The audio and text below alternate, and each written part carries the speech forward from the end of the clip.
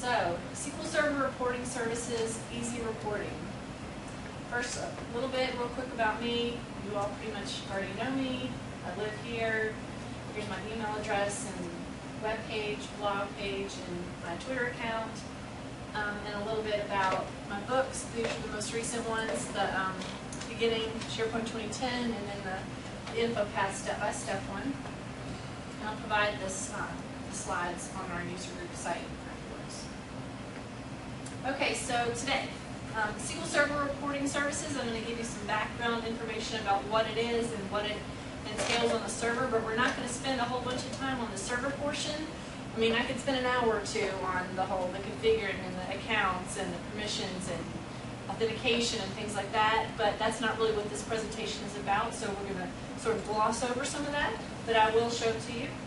And then we're going to talk about some of the SQL version differences, which is really 2008 versus SQL 2008 R2, and what you get with reporting and the differences. We're going to talk about methods for creating reports, and we're mostly going to be using Report Builder 3.0 for the report creation. And then I'll tell you what data sources and data sets are. And then when it comes to presenting reports to the end users, we'll talk about the Report Builder web part. And then we have some cool little things we can do with parameters at the end, where you can say how to pass information from one report to the next, or pass information about the currently logged in user to your reports that way. All right, background information. When you go through the SQL Server, it's just the setup installation wizard. You're going to do this on a web front end in SharePoint, and you're just going to pick SQL Server Reporting Services and the Business Intelligence Development Studio. So you don't have to install the SQL actual databases on your SharePoint web front end. So you're just installing SSRS. So with SharePoint 2010, there's a reporting service add-in that's already installed. So back with the older versions of SharePoint, you had to do all this extra stuff. You had to go find the add-in and install it on SharePoint. With 2010, it's going to already be there. And then once you get the SQL part installed, then there's going to be a reporting services configuration manager that you go through on the server. So I'll show you that, and I'll show you this part of the central admin where you go to basically make sure that reporting service is working and to turn it on. All right, so I've got my server over here. All right, so reporting services configuration manager. That's going to be under your SQL Server stuff, so it's under configuration tools. So I've already gone through the SQL installation part. I open up this, it asks me which server I want to connect to. This is just a single server, it's just a VM.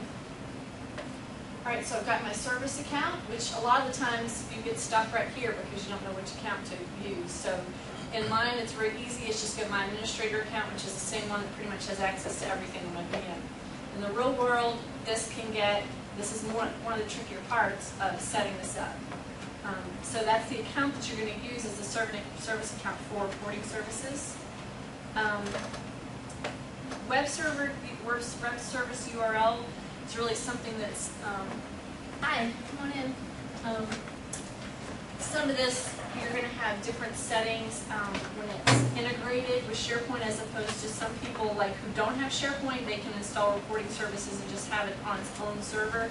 So some of this stuff you're going to see grayed out in a couple places, and it's really because it's integrated with SharePoint, so some things don't apply to it. So our database, it makes you create a database. So when you create your database, it basically, you can put it on that back-end server where SharePoint is installed, the actual database portion, and you basically just have to select that it's supposed to be a SharePoint integrated database. And then there's your service account information. URL, you just pretty much leave that part alone. Email settings is going to be important because if you want to be able to email reports out to people. So we're going to have this thing called subscriptions that we're going to talk about. So people can subscribe to a report. If you don't have any email set up in here, then people can't use email as their subscription method when they want to receive. They want to get a copy of the report in the email or something like that. And then I'm not really going to worry about some of this other stuff, so. All right. What's the trick about the service account? Well, some of that depends on how tight your security is, because some people have like a whole plethora of SharePoint service accounts, one for the web apps, one for the install, one for the farm, one for the, they have just a whole list of them. And some people want to have a certain service account just for reporting services. So when you do that, then you have to make sure that that account has certain access to certain places in the database and IIS, and it's just configuring that user's account so it's got the appropriate access. Yeah. Okay. Yeah. Every time I do that part, like that portion of the server admin stuff for a client, install SSRS, something different always goes wrong. So SSRS, like getting it installed is always a huge pain, but once it's installed, that's mostly what we're going to do today. Is the reports are really cool, and the end users will appreciate the ability to do this. But the installation, frankly, it seems random sometimes, because you'll do one thing for one client in one environment, and it'll work fine, and then the next day something different will break, and then another client, something completely different you've never seen before will break. So, and most of it has to do with authentication. So that's always fun to read through. All right, general application settings and central admin. Here's your whole reporting services section here. So this is where you have three different things you can look at. Reporting services integration. So this is where, I'm not going to retype in any of this, but basically you have to use that account name that you used and just activate all the features and all the existing site collections, and when you click OK, it will activate it in all your site collections. And that means that you're going to get some new content types that you will have available to add to some of your libraries. So that's what that's going to give you going through this step. So this is not set as to default. You have to go and actually activate it. Yes. And then sometimes I'll just go over to this set server default screen and I'll just check. And if I can't even get to the screen at all, I've still done something wrong. So this is one of the screens that I usually just look at it and say, okay, it's fine, I'll leave the defaults, but I always just kind of check to make sure that it works and I can get there. All right, so I'm not going to do too much on the server side, but any general questions about kind of the inner workings? Okay. Go back to my slides here.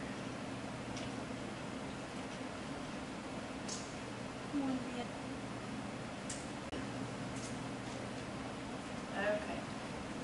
Okay, some version differences. SQL 2008 without R2, you get Report Builder 2.0, but not 3.0. And then 3.0 is going to be the one that's going to have like a lot of cool little things like gauges and shared data sets and report card publishing and little things like that.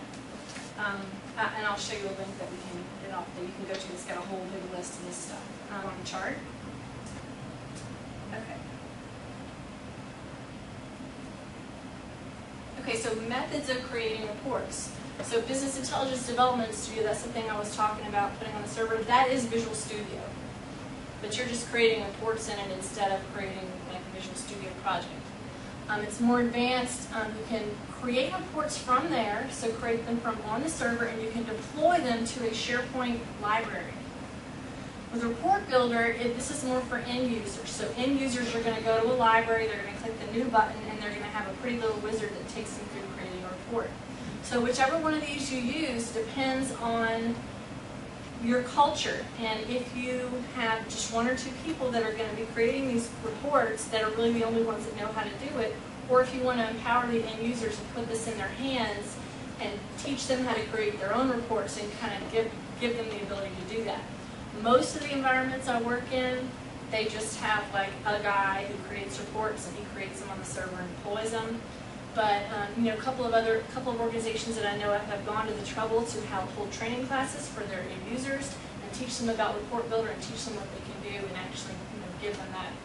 So if you use bids to create a report, so you're deploying them to a library in SharePoint, then it's just a regular library, like a document library. Then you don't even need to ever use Report Builder. You don't need to use any of the content types involved, the content types I mentioned a minute ago, for creating reports, because end users will never be doing it from the report library. So it's sort of two different schools of thoughts. You also have, when you think about which of these to use, you have a few different things that you're going to be creating. You have the data source, which is, if it's a SQL database, it's like a connection string and some authentication information. If it's a SharePoint, like a SharePoint site, it's just going to be a URL to the site and authentication information. You can have different, any kind of sources to different types of wherever the data happens to be. And you can create a library just for data sources, and you can deploy those data sources and keep them all in this one certain place and put certain permissions on that library, so that even if you give the users the ability to create their own reports, they're not messing with the data source. They're not going to accidentally put a typo in the connection string or something like that. So you can kind of split it out and put it in different places. So that's one of the things you think about when you think about sort of what libraries you want to put what in, and what you want to give them the ability to do. So you could create a library and just call it, company-wide reports, and have all your deployed reports just go there, and have it so that everybody just has read access to it. And you can have a different library that says like my reports or something, and let people go create their own reports in there, and do like special views so that they can only see their own or something like that. And then you're putting some of that in their hands. Report Builder 3.0. So there are 3 different content types for creating reports. You have the report itself, you have a report model, and a data source. So that's what data source is what I already told you about. Report Builder model is above. And this session is going to be about reporting off of SharePoint list data, so this is not applicable to that. All right, so, and then what we're going to do is just add one or more of those content types to any document library. And then, again, there's another link. So what's new in Report Builder 3.0? It's got, this whole list. And there's also an entire, let's see, let me go find that. There's also an entire website that's got a lot of help about Report Builder 3.0. So it's called Getting Started with Report Builder 3.0, and this is also on MSDN. I tweeted about this today. And it's got a whole bunch, if you scroll down, it's got a whole bunch of links down here. It's got videos, tutorials. It's got one you can take offline and walk through it yourself, step by step. So it's got tons of stuff out here. So if you're interested in from this session, then you can further go and try that stuff yourself. All right. So I'll go ahead and go over to my VM and create a library and show you what I'm referring to. I think that's what it is, because I was put it over here earlier, but then you can't do a demo when it's over here and I'm over here, so that's what it was. So let's see.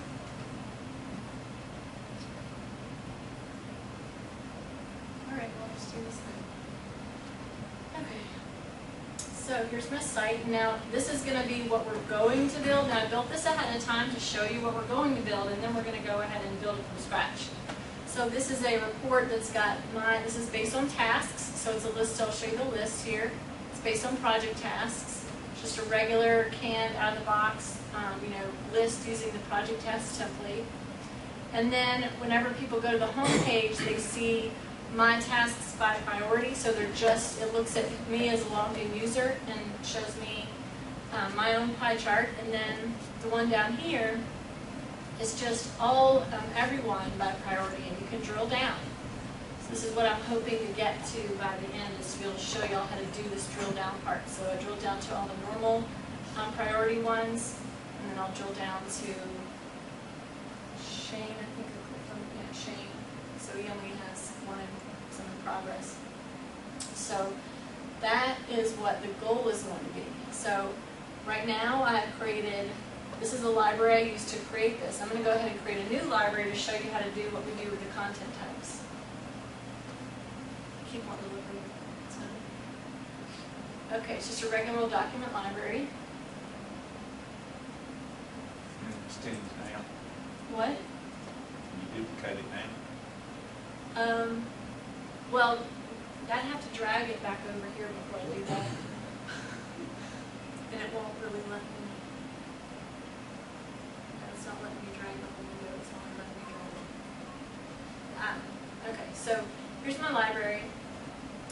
And then you all probably have seen how to do this where when you add and remove content types to a library, before you can add and remove content types to a library, you have to go into advanced settings and you have to allow management of content types. You have to change that to yes. And then once we do that, we'll see this section here right in the middle called content types. So now you have the ability to add site content types to this library so that when people click the new button, they'll get whatever content types you let them have. So I'm going to add from existing content types, and then there's even a group that already exists. It's going to be the report server content types. So these are the three I was talking about. I'm not going to bother with the model there. And then I just add them. So now that I've added the content types to my library, I can see them here, and I'm not going to have people creating documents in this library. So once I've added more, I can delete this original one. I just can't delete it if it's the only one in there. So I can just delete the document content type.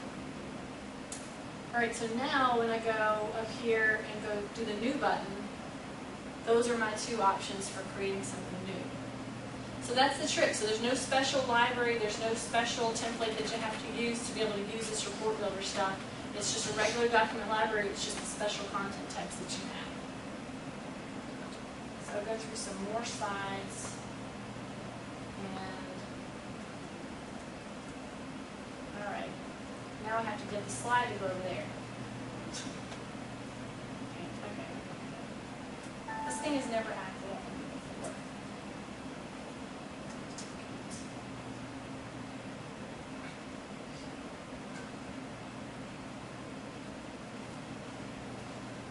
Okay, so when we create our new data source, since the whole gist of this presentation is just reporting off of SharePoint data, what we're going to do is you can just name it something. Now, since the source itself is just the URL to a SharePoint site, you don't have to give the name anything specific about any one list or library in that site.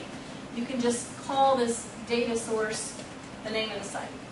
And then you pick data source type as SharePoint list. And once you do that, then some of the stuff might change. When you change the drop down. The connection string, the key to know here is just the URL to the site without the /default on the end or anything like that. It's just the site itself. And then the credentials for a SharePoint list, you're always going to use Windows authentication. And that way you've got your built-in security trimming. So just like in general in SharePoint people can't see stuff they don't have access to, that's going to apply also with the integrated security. Now, if it was like a SQL connection or something like that, you would have use one certain account to access whatever that data is on whatever that system is. But with SharePoint, you can just use Windows authentication.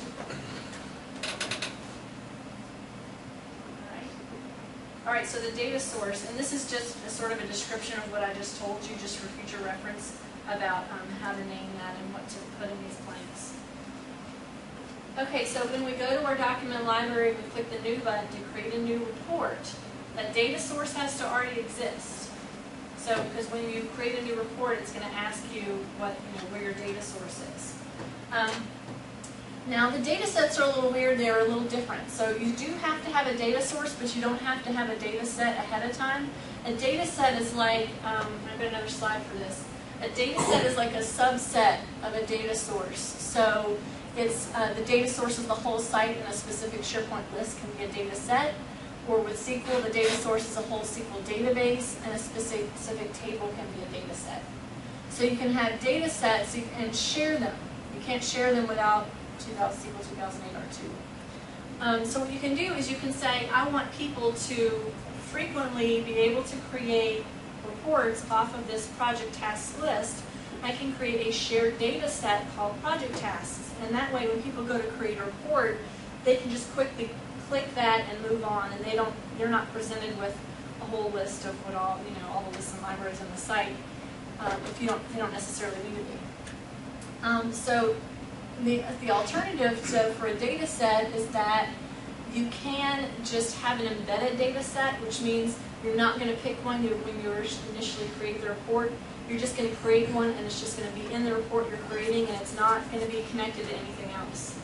So if you create a data set and you've got like some little calculated fields you've done in there, or you've done anything else that customizes it, those settings are not going to be shared with any other reports that are used. So that's why you might want to create shared ones, just to kind of help other people and let them use those settings. Okay, so for a data set, when we create the report, we go back we go through this wizard here. This is one where we can create a new data set. But if we create a new report, we can still do an embedded data set. So this is like to have the shared one.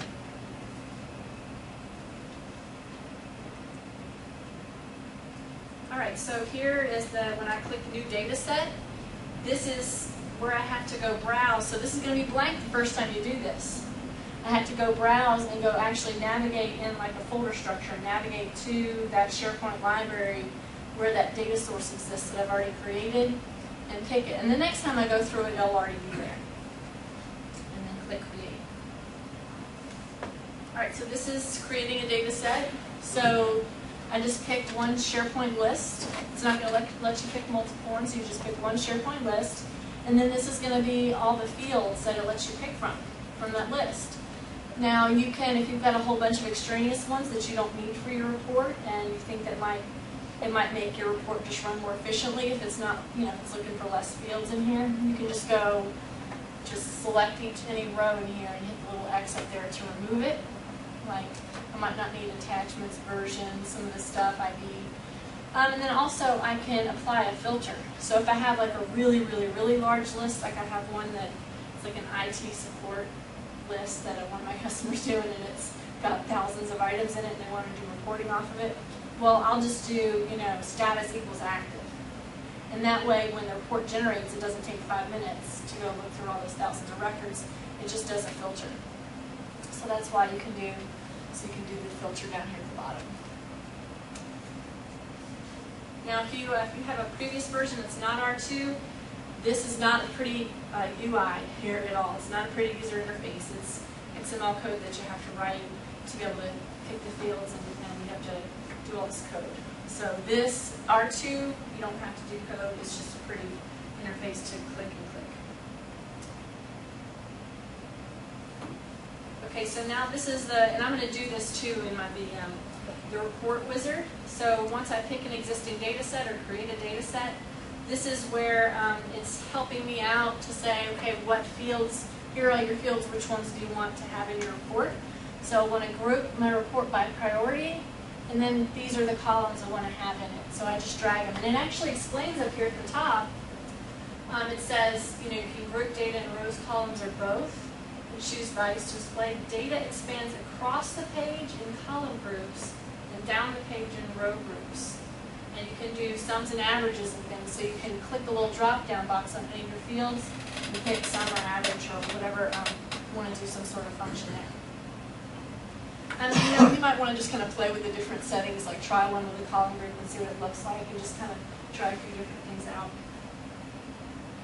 Okay, the next step in the report wizard is to, you've just got little layout options here.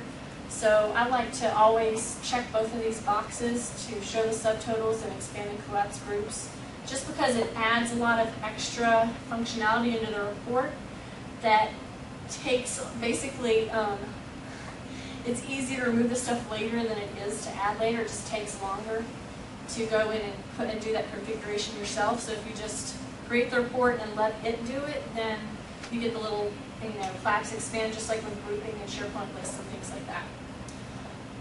All right, so quick note that when you're doing the subscriptions and you subscribe to a report and you receive it as a PDF file, if you've got expand and collapse in your report, that does not translate to the PDF file. So your PDF file is just going to see everything collapsed. And it's not going to have any of the data shown. So just kind of keep that in mind if you think people are going to be doing subscriptions with these, and you might not want to have them collapsed at all. There are several other ways that it exports stuff. There's PDF and a couple other things that I think that pretty much all of them don't like the expand and collapse. All right, and then you just get to pick a color scheme.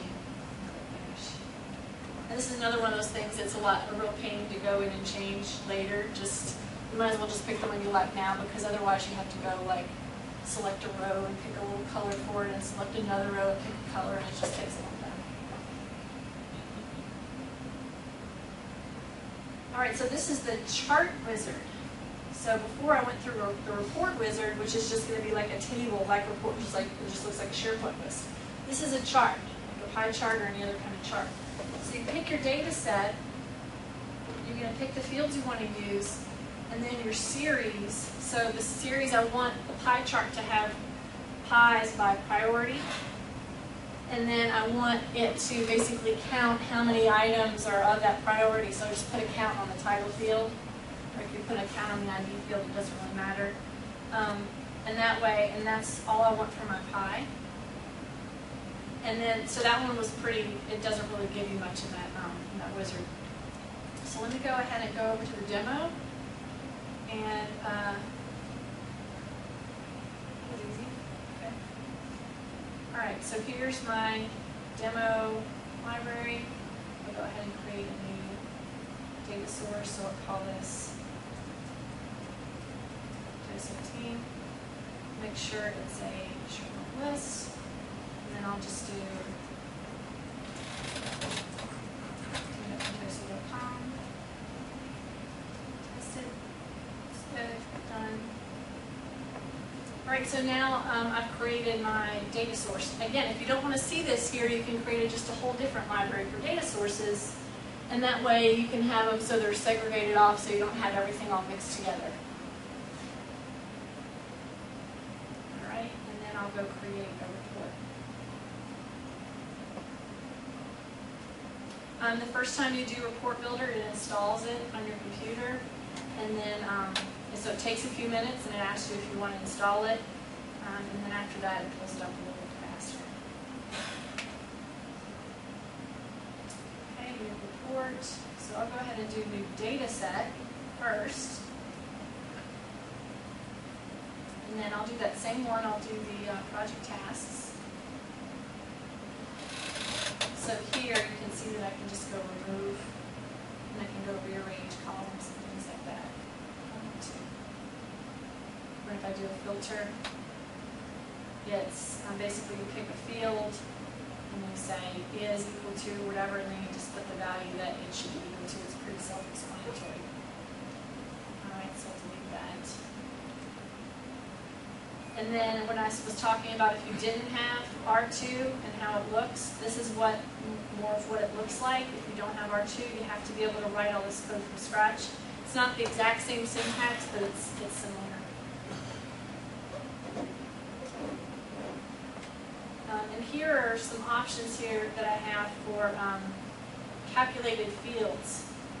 So there are a lot of calculations that you can't necessarily do in the SharePoint calculated column in a list that you might find that you can do easier in with the SQL operations.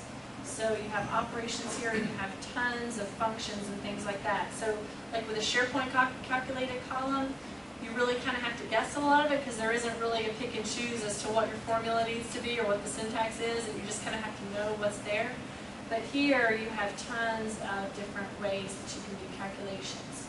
And so you can create calculated columns here and share it as part of the data set. So I'll get that row.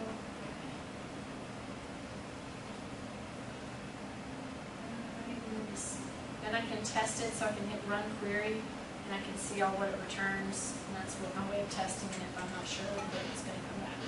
And then I just hit save. So when I save it, it's going to, I have to actually navigate to where I want to put it and save it as, I'll call it project task data set.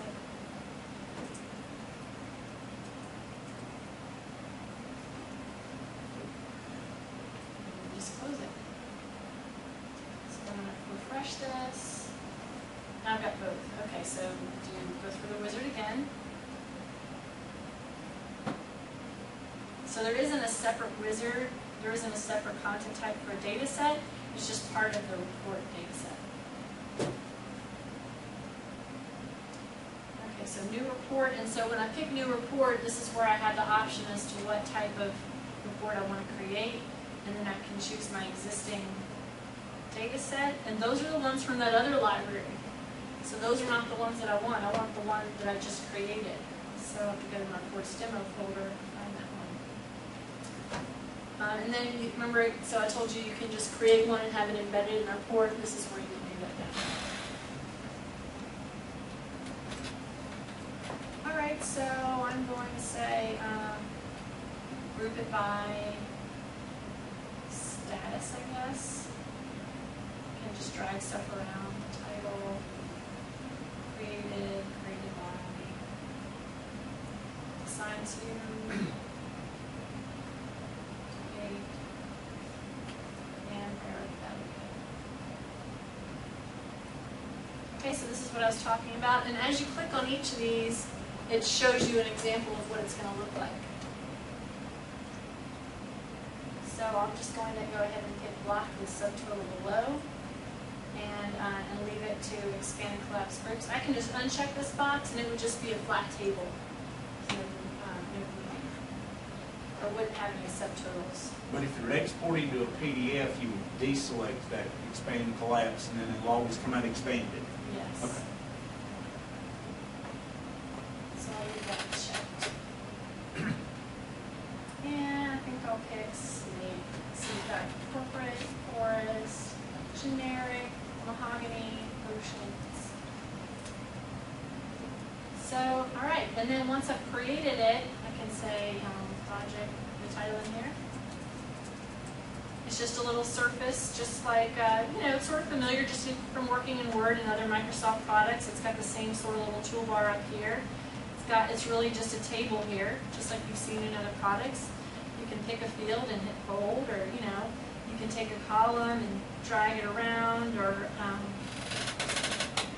rearrange things, make them bigger, things like that. So the surface itself is really just something more that you get a feel for when you are really getting in and tweaking a report and making it look an exact certain way, by widening columns and things like that. But let's go see what it looks like first. So I can just click Run to get a test example of what that looks like. So now I've got my little sections that I can expand out. And I can see that, like this created field, it's got the date and the time, and the due date, I really need all that stuff. And then the title's probably not wide enough. So I'm going to talk, when I get to my slide about calculated columns, I'm going to talk more about how to make those date fields look better.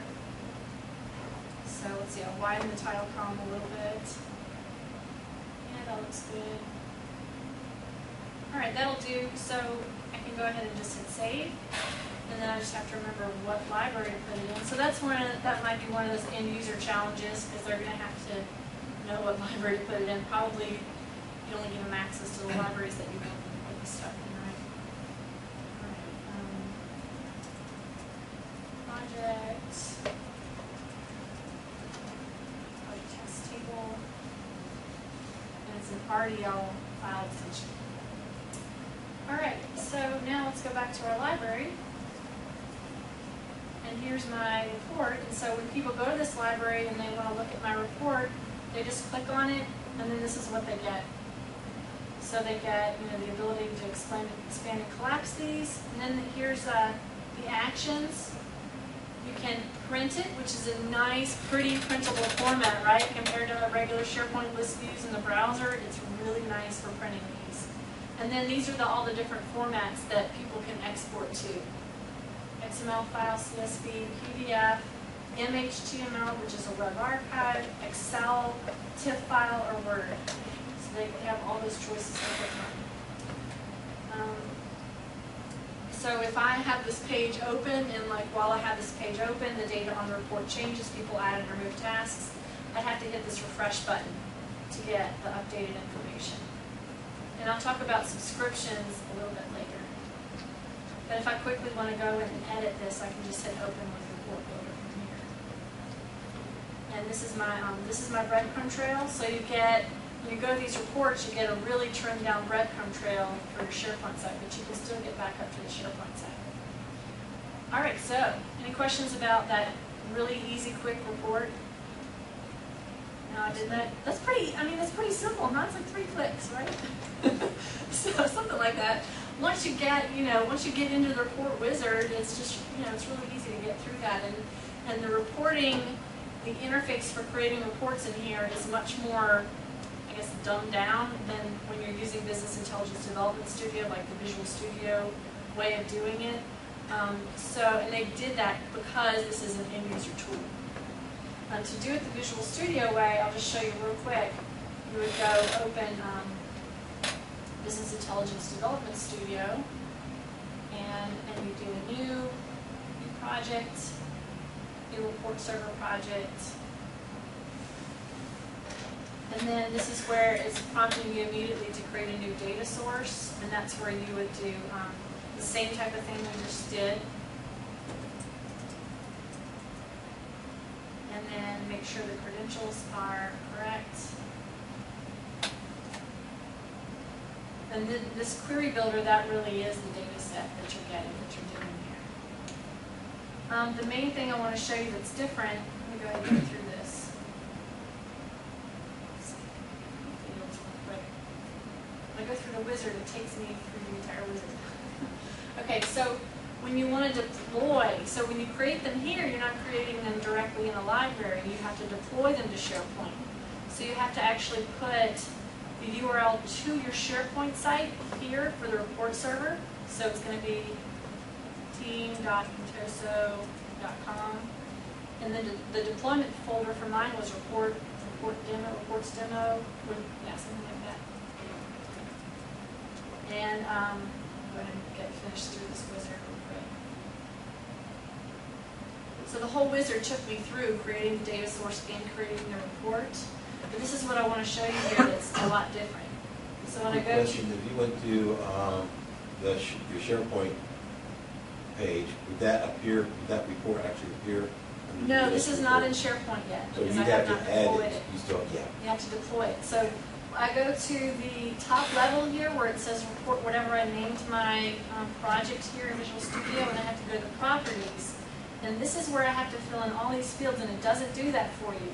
So the target server URL is your SharePoint site URL, but all these data set folder, data source folder, report part folder, those all have to be filled in. And those all have to be the URL to whatever library you want it to be. So I'll just go take this and paste it on all these. Now again, you might want to have your report data sets and data sources go into a different library, and that's where you put that different URL here. So now all these have to have settings in them. This override data sets and override data sources is always set to false by default. I like to change that to true or else I deploy it and I never can change it again. So I like to change that to true. So this is a lot different, more advanced interface, as you can see, than Report Builder 3.0. I wasn't really going to get much into this, but once you've created your reports and they're ready to go into production, then you hit deploy. So, and that's where you can do debugging and stuff like that in here, because it's Visual Studio. Alright. And then for that, again, you don't have to have the content types at all if you're just going to create them in there and deploy them to SharePoint. Alright, so created project tasks. And I'll go ahead and create the chart.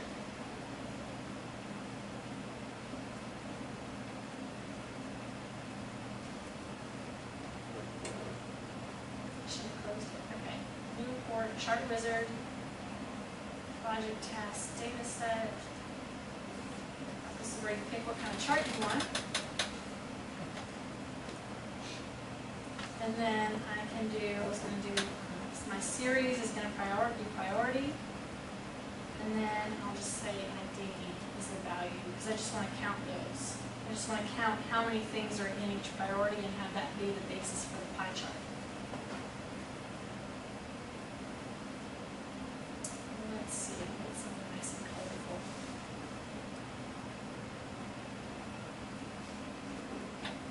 That one was pretty cool. So I can add a chart title here on the chart. I can can also add a report title at the very top here. I can just remove that report title. Did priority right yet. So by priority. And then this is taking up a lot of real estate, so I don't really need to see the execution time when I look at a report that's just kind of extraneous information there, so I can just delete that. You can put like page numbers and stuff like that for your paging if you wanted, like that on the footer, but so I'm just sort of saving some space here. So just take this whole thing and move it up and save some space. So now it's nice and simple, and I'll go ahead and run it and see what it looks like. All right, so that is the actual information off my project task list. So people ask all the time on SharePoint, Twitter, forums, and things like that, like, I just want to be able to create a chart. Like, how hard can that be, right? So there they have the new chart web part in SharePoint 2010 that's a piece of junk. You can't do this kind of thing with that, really. You can't do grouping like this. And so if you have SSRS, and this is a real quick, easy way for people to just create those charts and just slap them on the page, because there's a report viewer web part that I'm going to show you in a minute, that you just put it on the page and you let it show this chart. And can you drill down onto the data below it from here? I have to build that. Okay. That's sort of the more advanced stuff that I was going to, hopefully I'll have time to be able to show you that stuff. All right, so I'll go ahead and save that. That's my by priority.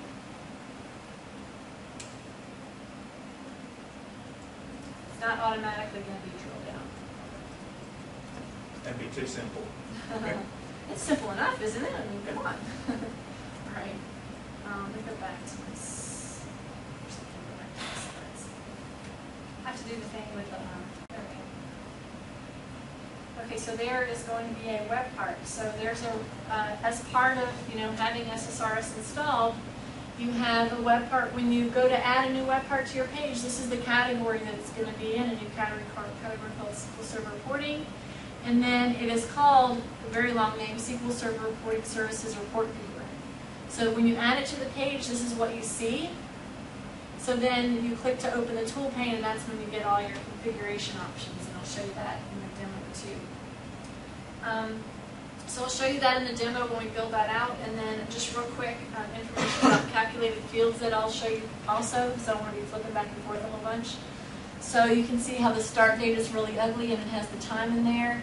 I want to make it look like this due date. I want to make it, basically it's going to be a calculated field with the format as date function. To just make it format as a short date. And then, so here's the actual expression I use. So format DateTime, I've got the name of the field here, and then this is just date format dot short date. So when you go to create these functions, though, it gives you an example. Unlike SharePoint calculated columns, it gives you an example of what the syntax needs to be and how to put it together. And as I showed you, you have tons of different options for those calculated columns. All right, so a parameter, it's very important that you understand what a parameter is, because that's what pretty much all the rest of the stuff that I'm going to show you is based off of. It's just a value that can be passed from, into the report. So you can pass it from another report, or you can pass it from another web part, but it's just going to be a value. So once you have that value, then you can make other things, like make the report filter based on that value. You can make that value, show up in a, in a little block on the report or something like that. And it's basically filtering information off of that value, which is what lets you make a report specific to somebody or some department. All right, so if I want to show the logged in user their own chart. So I showed you on that home page where it said mine by priority. This is how I did it. I created a parameter. So in the report, I created just another chart report like I just showed you. And I go to, there's a report parameter section that I'll show you just in the reporting interface. I just called it assign to, and it's text. Now, this parameter visibility, this means that if you had a report that, say, you wanted people to be able to change the filter, say, I want to show things that are assigned to this person in a drop-down box, or I want to show this date range, and them to be able to interact with the parameters, that's kind of what this means by visible. So it would give them an actual interface to say, type the name of whoever it's assigned to, and things like that. this is kind of tricky because for what I'm going to do, I really don't need to see that box. I want it to be invisible. I want it to look at the currently logged in user and just pass that person's name, and nobody has to see how it's working. You still have to set it as visible here, because if you don't set it as visible, then the web part we're going to use won't see that parameter when we're trying to create the web part connection. So it's just one of those weird little funky things. And for a parameter, so let's say you had a date field, you might want to have a default value of, what date that they might want to type in to create a filter by, or if you have a list of users you want them to be able to pick from, to say I want to see the assigned to information from this person, this is where you would have available values, and you'd actually have a drop-down, you'd give them a drop-down box. For this one, we're not having any of the available default values or anything because we're going to get that information from another web part. Parameters are one of those things that, I'm not a developer, so it was just a big mystery to me for the longest time, and sort of like once I got it, like it kind of clicked at some point, and then I realized, how many places in SharePoint that you can apply them because they're very useful. All right, so this is the filter. So once I apply the parameter, I'm getting it from this other web part, I've got the assigned to information. Then I want the web part, the pie, to only show things that are assigned to the currently logged in user, right? So the currently logged in user is going to be this parameter. So I want to show things in this chart to where the assigned to field is equal to whatever we receive in the parameter. So, and that's, you notice in the report that it's just first name, last name. So that kind of whatever the syntax is important, because if your report says like domain/username and you're getting first name, last name, it's not going to match up. So this report has first name, last name in it, so I have to make sure that the parameter that I'm passing to it is, that's what the syntax is, first name, last name. And that parameter is indicated by the amper. Yes. All right, so the next step to get this current user information is, in the enterprise version of SharePoint, we have these filter web parts. So this is the current user filter web part. So we're going to put the current user filter web part on the page, on the same page as the report viewer web part. And then here's the trick here. So I need first name, last name. So when I go to this, the properties of this current user filter web part, the name value here is the one that's the first name, last name. So that's the one that I needed to pick because I need it to match perfectly. Okay. Now the rest is pretty much demo.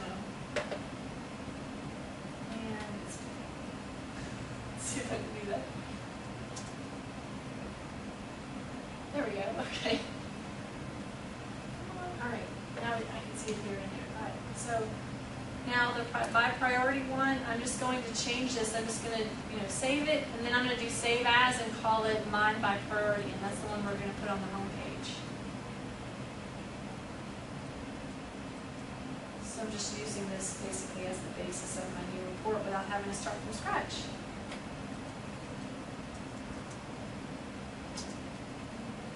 That's how we kind of did a whole bunch of charts just all real fast by doing that. All right, so this is what I was talking about with parameters. So I'm going to add a parameter. I'm going to call it assigned to.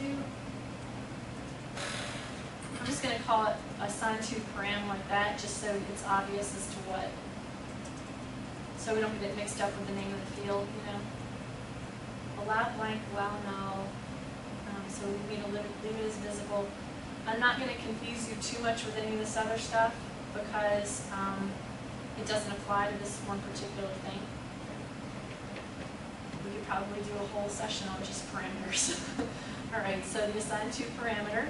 Now that I've created the parameter, now it will be available for that web part to pass the information, but there's one step missing. So what's missing that I haven't done yet to show the assigned to user their information? Add the field. I do have to do that, but what do I have to do? I know what I have to do here. It's the filter. The user. So I have to make sure to filter this chart by the assigned to field is equal to assigned to parameter. So I can, what's the set here, and I can just filter the data set, or I can actually just filter my chart too. So I kind of did a couple of different ways I can do that. Chart area properties, chart properties. I hate charts, like in Excel and in here, they're kind of annoying because whatever you right click on in the chart brings you up a completely different menu. Have y'all seen or experienced that before? So annoying. So I want chart properties. And here's where's my filter is. So assign to is equal to, and then this is where when I click my function button, that's where I can go actually pick the name of that parameter. And that's when it puts the little ampersand in front of it. Now, if I previewed it right now, it wouldn't show me anything because it's filtered by the data and there's nothing in that data right now. We've created. Okay, so again, it's in the SQL Server reporting section, which has only got one web part. And then add the current user filter. I use the current user filter web part a lot. It's really useful. Because not only can you get information about their name, but you can get their department. So, and things like that. So if all your AD information is accurate, then you can have all this plethora of information that you can have tailored to the currently logged in user. So it'd be like my department's tasks, or my department, any kind of reporting that you have that has like a department name in it. You can just match it up to the current user filter. Alright, so when I go to the report viewer web part, this is where I have to pick which report I want to view. So my reports demo, and then line by priority. And then you have a ton of options in here, look at all that. So your web part by default is going to have all these little options and gadgets and drop downs and stuff at the top of it. This is basically where you can go in and strip all that stuff out and just make it more bare bones and simple. So I'm not going to change any of that, I'm just going to click OK. Now, because there's nothing in the parameter, now it's showing me this assigned to parameter. So I'll show you where I can get rid of that too. Okay, so now the web part connection, which you all were talking about. So send the filter value to, did I set it? No, I didn't set it to name yet. So I have to go into the current user filter web part settings. And I have to set it to that name field, that's that first name, last name that I need. And I wrote a blog post about that. The current user filter, sometimes like you can't really tell what's going to come out of it, and you have no idea like what information it's sending to other web parts. So I wrote a blog post about that. Basically, you just stick the text filter web part on the same page, and you just send the current user filter web part value to it, and that way you can just see it right there on the page and be able to test it out. All right, now I have to do the connection.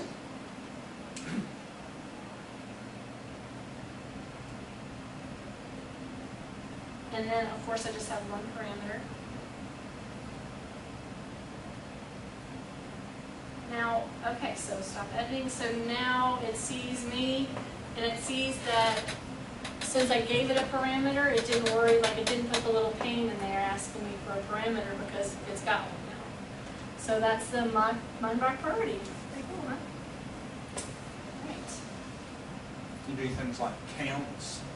Yes. Count some, just kind of any kind of calculation you can think of, you can do this. So I'm going to close this. All right, so now I'll show you the some of the calculated field stuff, and I'll show you that in the report that I created with the table of information. So I'll go ahead and open that up. I can do the drop-down box and just do Edit in Report Builder.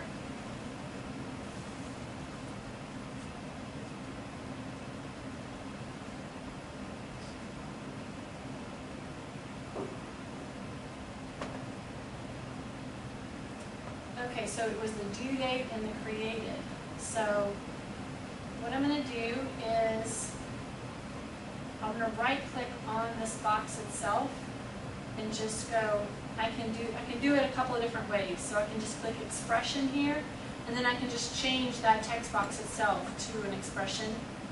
I can also, instead of doing that, I can go just create a whole new, like a calculated field here in my data set. That way, if I need to have it in multiple places in my report and I don't have to do that expression over again several times, I can just create it as a new field and have it there. So I'm going to do it that way. So I'm going to call it due date, date only. And then I'll do another one for, I think it was created.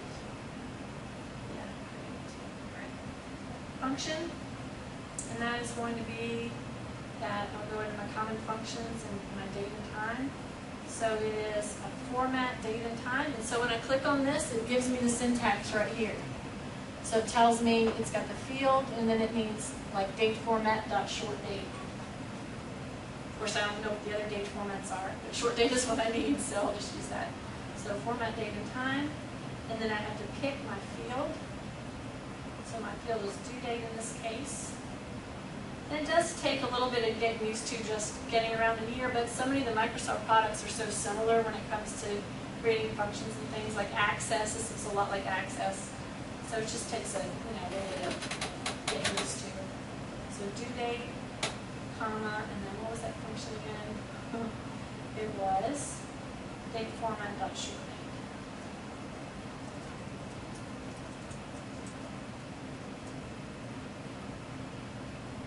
Okay, so now I've got that expression created. I'll add another calculated field. This will be created date.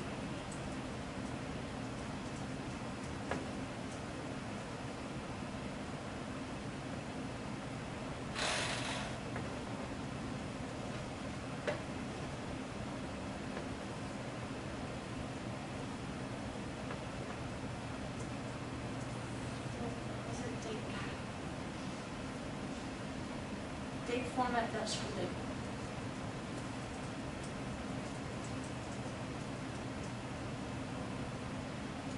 At least in Access, like it prompts you, and it does like an autocomplete when you're doing those. This one doesn't do that. Okay, so now I have new fields, new calculated fields created. You could do this.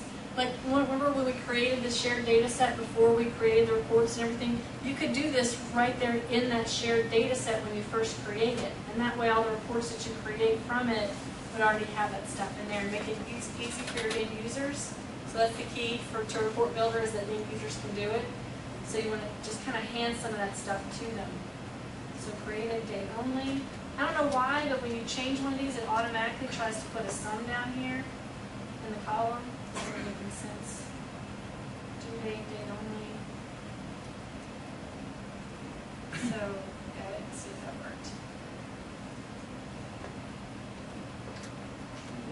Yep. How pretty. Okay, so that's fixed. So that's what a calculated field looks like. So the next thing is that whole parameters, that drill down thing that I was talking about. So y'all ready for that? It's going to be kind of a little hairy. It's going to be kind of complicated, but I'll try and. It's not hard to do. It's just hard to explain. So, all right. Well, it is kind of hard. Well, okay, we'll see. All right. So I'm going to take my by priority, and so I want people to click on by priority and drill down by whoever it's assigned to. So, like, you want them to be able to click on normal, and then it'll show a pie chart of assigned to. That'll just be the next level, the next field that we'll use. So we'll go ahead and edit this in Report Builder, and I'm just going to do a save as and just create a copy of it. It's just the easiest way, so I don't have to create it from scratch. Oh, come on! I need to stop closing Report Builder. Save as.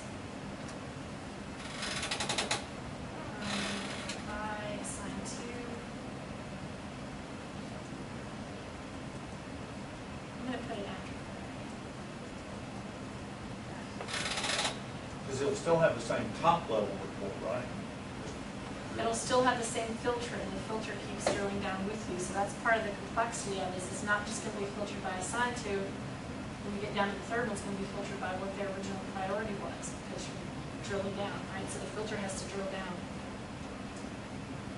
All right, so now I want this to be by assigned to, so I'm going to go ahead and go to, so when I click on my chart, I automatically get this little pane over here. So if I want it to be grouped by assigned to, I just pick assigned to instead of priority. And so now all the series are assigned to. So now what I want to do is I want to be able to click from the other port and have it filter this report. So it's going to pass a parameter. It's going to pass the priority parameter from the top report to this one. So then I have to do a filter. So I'll go ahead and just filter my whole data set. So my data set properties, I've got my filter here. So priority, right? Priority equals, and then I'm going to be passing a parameter into this report. I haven't created the parameter yet, so I missed a step, right? So it's pretty obvious. The report has no parameter, so I have to create that before I can filter by it. So I'll go ahead and create my parameter, and that's going to be assigned to param.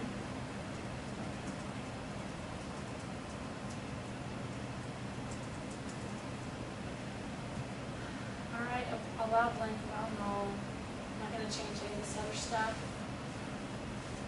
And I'll leave it as visible. All right, and then I can do my filter. Data set properties, and I'm filtering the data set. So, priority equals, wait. Oh no, it's priority that I'm sending down, right? Because the assign to is what it's showing in the pie. Priority is the value. So we've got the top level, it's got priority in the pie, like high, medium, low.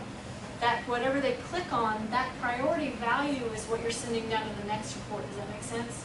So the parameter needs to be called priority, not assigned to. I did this like last night or whenever I created all these a couple days ago through these same troubleshooting steps. So I'm doing it all over again. Okay, priority. But it helps to be troubleshooting in front of you all because everybody goes through the same thing when you're doing these things. All right. So priority is equal to, and then whatever value I pass down from that report that I'm clicking on. Okay, so now it's going to be filtered by priority, and I want the title of the web part to say whatever priority I clicked on. How about that? All right. So I'll go ahead and, not the title of the web part, but the title of the chart here. So the title properties, I'm just going to make it say the value of that parameter.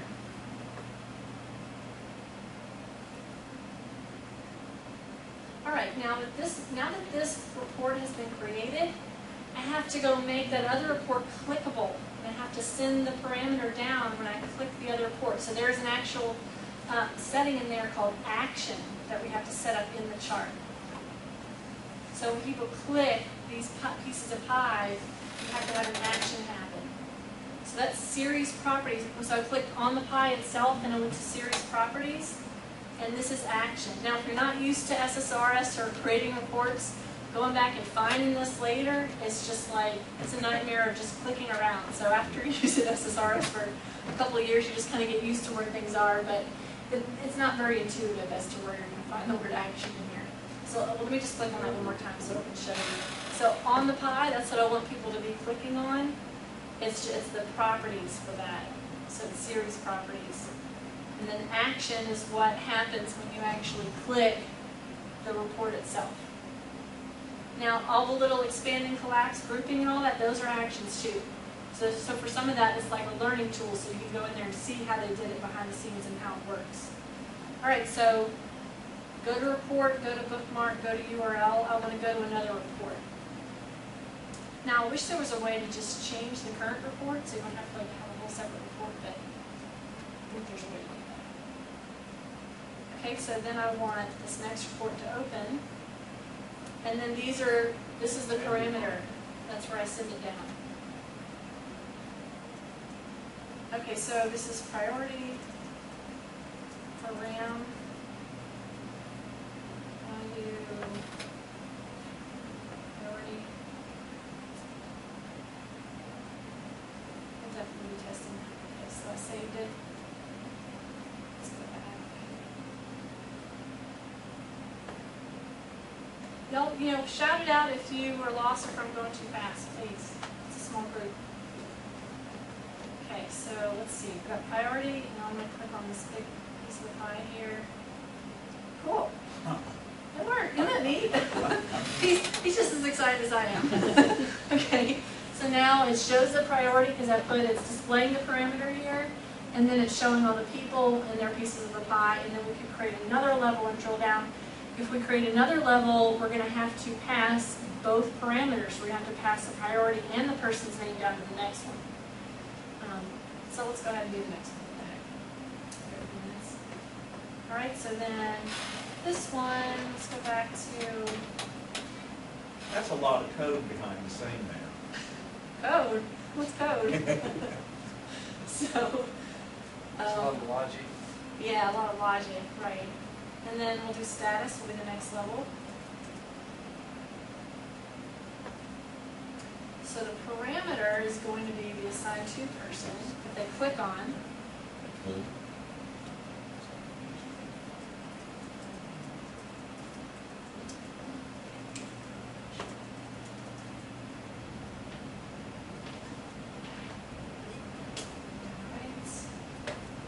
And then I want, since they're clicking on a person's name, I want it to show that parameter up here in the title. So I'll make it show, I'm going to assign to parameter. All right, and then I want my series group to be what? What's the third level? Priority. No, priority was the first one. It's status. Yeah, that's just kind of what I decided, just the way I decided to layer it and go drill down. So it's just going to be task status. Oh, an important note is if in SharePoint lists, people create columns and then they change columns later and they change column types and they change the name several times. When I create SharePoint, just columns, just in general in SharePoint lists, I like to create it with a very simple name with no spaces or weird characters. So create it and then just go back immediately and change it, put a space in. Because when you create fields, this is what you have to work with when you're working like with code or DataView web parts or reporting. You're going to get basically the original name of the item. So if somebody has a field called start date and they changed it to status or something random like that,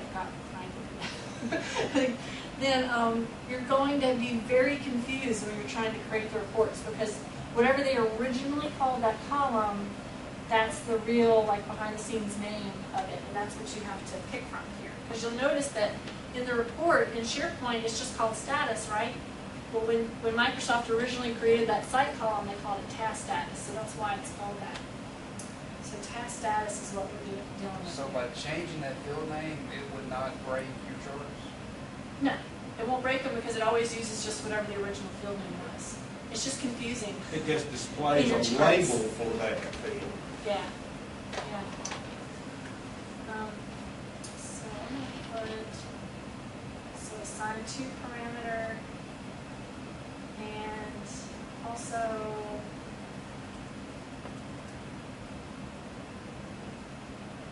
priority parameter. So I wanted to show both of those in the title because I'm drilling 2 levels down. It's going to be kind of ugly because the priorities all have those little parentheses numbers in front of them. All right, did I do the filter yet? Let's see, I don't think I did.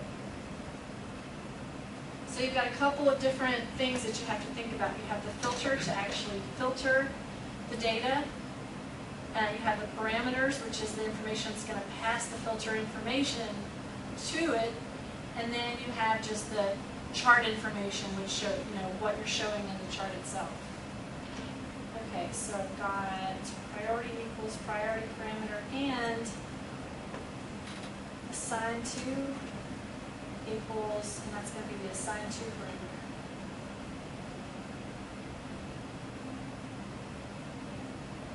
All right, and then I have to go back up a level and make it clickable with the what? Yeah, the action. Action on the chart. So it's on the series itself, on the piece of pie itself, it's the action. Go to report. And then it's going to be this 3rd level down, status. And I'm passing 2 parameters this time, so call it assign to. Assign to. And then the priority is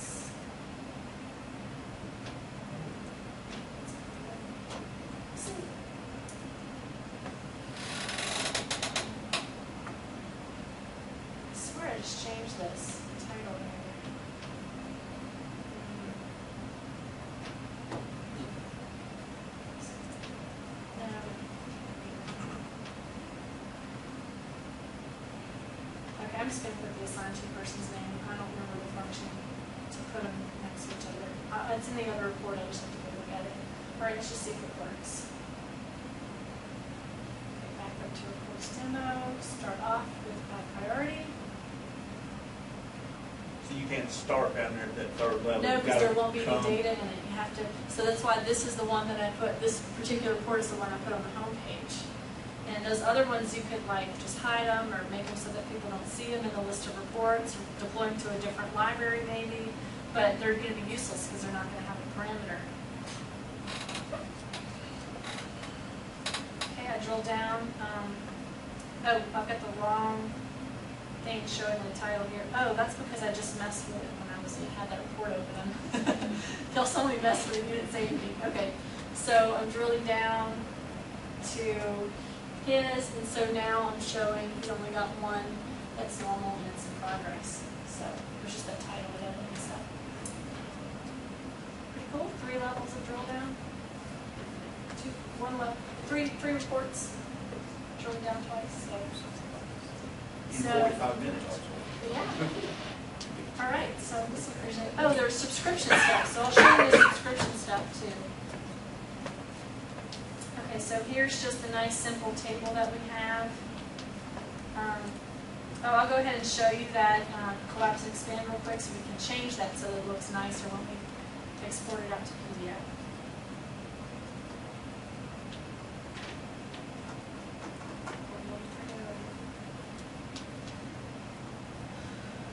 Okay, so, all right, down here, this is where you set up your row groups and determine how those function when people collapse and expand. And like if you have different levels of grouping, you could have several different levels here.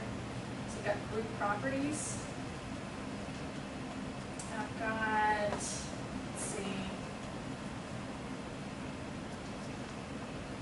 No, right. The details I think might be one. Visibility, yeah. So its visibility is set to high, which makes it collapsed. And then it can be toggled by someone clicking on a certain field, basically. Or conditional collapsed. Wow. There we go. So now that's what I wanted. I just wanted it to be expanded. So we'll just save that. So then they can go collapse if you want to collapse. All right. All right, so if people want to subscribe to something, so I've got all these options here. People can, so when I showed you open the report itself, it had a little drop down at the top left to go subscribe to something. That would be for an end user to do. But you also have the ability as like a site manager to to manage subscriptions. So you have subscriptions that exist. So you can Let push me it. show you, let's show you what a subscription looks like. So you can push it out at a certain time. So you can push it out to a Windows file share, to email, or you can push it up to a SharePoint document library. Now it's already in a document library, why would you come and push it to another one? Well, what you can do is you can have parameterized reports. So you can say, I want this report where department equals HR to go to the HR document library on a schedule with the parameter for department equals HR. And so all HR gets is their stuff. And all they have access to is their library. And you can have another subscription that says it passes a parameter, IT to this IT library and only sends IT their stuff at a certain time. So that's what you can use. That's why you might want to deploy a report to another library. It just doesn't come across as, like the file that we've been dealing with is an RDL. It doesn't come across as an RDL when it gets to the other side. It comes across as like a PDF or something. It's not as interactive. So it's just kind of one of those things you have to weigh whether you want to do it. All right, so I have shared schedules. These exist at the site settings level. You could say, create a schedule called daily, and it goes out at 8 a.m. every weekday. You could create a schedule called weekly, monthly, whatever. And those are shared schedules, and those are just exist on the site, so I don't have any of those set up. But I can do one that's on a custom schedule since I don't have any shared schedules, which means I just set it up for this one report. I'll go ahead and show you one that I pushed out that I created yesterday. I just set it for a few minutes from now and just pushed it out. So this is what you would receive on the other end. so that the user can go and click on the link that they receive, but they also get it attached as a PDF. And so since I hadn't expanded it out, this is all they get. It's collapsed. But it's nice, you know, those executives, those CEOs, they like to have pretty little reports, and they don't have to like know how to think or go, you know, to a certain page to do it. They just want it like all handed to them. So that's kind of one. Now I wouldn't go sending a lot of these in email, because that's the whole point of SharePoint, is that you go there and there's one copy of it and you don't have like everything filling up your mailboxes. So maybe like don't tell everybody about the ability to receive these in your mailboxes. But when you get more advanced, when you're talking about reporting off of backend SQL and other databases and things like that, you can have like caching schedules. You can have it so that it only generates the report like a certain time of the day, once a day, and that way every time everybody accesses it later, it's not like re-querying the data every time. You have all these extra advanced settings that you can do for when you have larger amounts of data. So there's books, and there are a lot of websites out there about how to do those caching and different information like that. But I really just wanted to show you how that subscription thing works. So you pick what kind of subscription you want. So this one's email. You tell it who to send it to, what kind of format to send it to, and click OK, and then it will just send that to that person whenever. Is it push the same file name each time? So if you push it to the library, will it go right each time? Yeah, I think there's something called snapshots that you can save older versions, but basically it's just like if you've got a document in a library, it's just sending the document, so that it's just whatever the live data happens to be at that time, unless you get more advanced with the caching and this, snapshots and stuff like that. And I think I was coming down the same path, because of the delivery events when the report snapshots created. Yeah. Yeah. Well, there's a whole different thing called snapshots that you can set up on your reporting, but there are different options depending on what kind of authentication you use and stuff like that. Some of it's not available for the SharePoint list data because it's using Windows authentication, because it's just looking at the currently logged in user, and certain things you can and can't do depending on where the data is and what way you're authenticating to it. So all in all, there's SSRS. There's a whole bunch to it. And this is just one little piece, basically, is just these little easy reports I've shown you.